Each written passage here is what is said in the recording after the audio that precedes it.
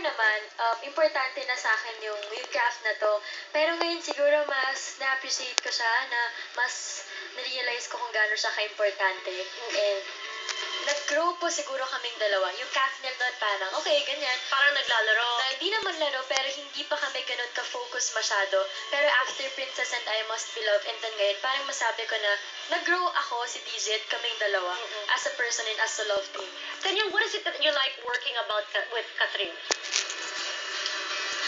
Kasi parang katrabaho mo, so yung kaibigan mo na lang eh. So, walang problem. Kumbaga, parang kaibigan mong lalaki. Tapos, imagine nyo nagtrabaho kayo, nag-artista kayong sabay. Yung feeling mo na yun, yung parang komportable. Yun yung nararamdaman ko. Si Catherine, syempre, medyo matagal na rin ho kaming magkasama. Hindi man po sobrang tagal, pero matagal na rin. Matagal na rin, kasi almost 3 years na kayong love team from growing up. Pero how did Katniel change naman through the years pagdating sa love? Noon at ngayon. Noon ang Katniel ay ano pagdating sa love? Video lang man na.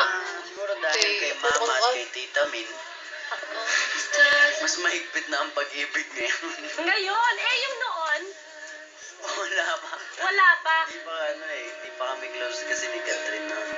Oo. Pero ngayon medyo mahigpit tayo. Mahigpit. Ngayon, bakit? Dahil kay mama?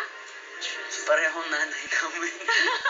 Pero teka muna, di ba last time tayo nag-usap, sinabi mo na ang status ng relationship niyo ay MU. Ang tanong ng lahat na nandito ngayon, kayo ba ay nag-level up na? Opo, sinabi ko po yun. Sinabi mo yun? Sinabi ko pong na pinangako ko. Kasi totoo naman ako nagkakaintindihan. Sinabi ko na yun para madaling salita na ako. Diba para wala nang look there, may kaya siya sa'yo. O, ganito na lang. On a scale of 1 to 10, 5 being MU na kayo, di ba? MU na kayo. Nasaan kayo ngayon?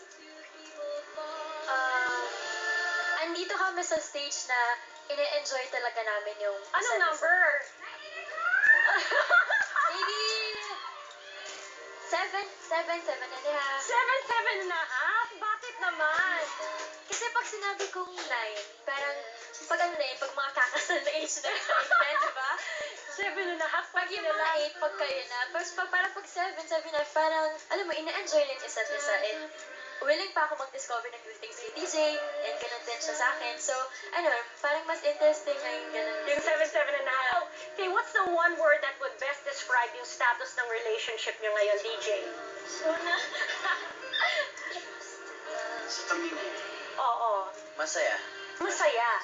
Yan ang best word that best describe your relationship. Masaya kayong dalawa. And we're very happy because you also have an upcoming teleserye, Got to Believe. At ang dami talaga nag-aabang at excited kaming lahat. What can we expect sa panibago niyong teleserye na ito? Super iba siya, tita. Masabi ko na ang layo-layo na sa Princess and I, from the story, yung characters, and lahat. Ibang-iba sila eh. Ang galing kasi sa story na ginawa nila. Makita mo na ibang Katine and Daniel talaga pag pinanood mo. So, yan, happy kami kasi napakaganda po talaga ng project na to. And happy kami kasi pinagtiwala sa amin ng management team. Di ba ang character mo dito is Chichay, Chichay. happy-go-lucky. Happy-go-lucky. Si Daniel is Joaquin. Ako po si Joaquin na pwedeng Joaquin. Pwedeng Joaquin. So, paano nag-cruise naman ang landas yung dalawa? Sa peryahan. Kung saan sila, kayo nakatira. Hindi sila nakatira. Basta may something sa peryahan, kaya ako pumunta doon. Tapos, doon na po kami nagkakilala.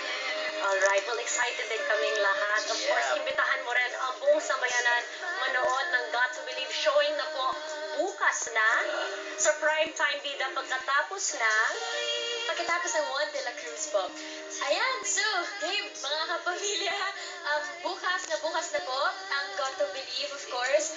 And after po ito ng Juan de la Cruz, so sana po supportahan nyo sa lahat ng Katniels, sa lahat ng mga nagmamahal sa amin dalawa. Sana po magustuhan nyo dahil super pinaghirapan talaga namin. Daniel? Ayun po, ito na yun guys. Ito na yung pinaka-iintay natin. Bukas na ako ang Got to Believe. Sana abangan nyo yan. Ulitin natin, abangan nyo ho yan. At sa bukas, hindi po kayo magsisisi dahil napaka-gandang palabas mo na to. At may color fun run ho kami sa September 1. Yeah! Magkita-kita tayo dyan at sabay-sabay tayo Hatlang. maghabulan, maglaro, lahat gawin natin. And this is directed by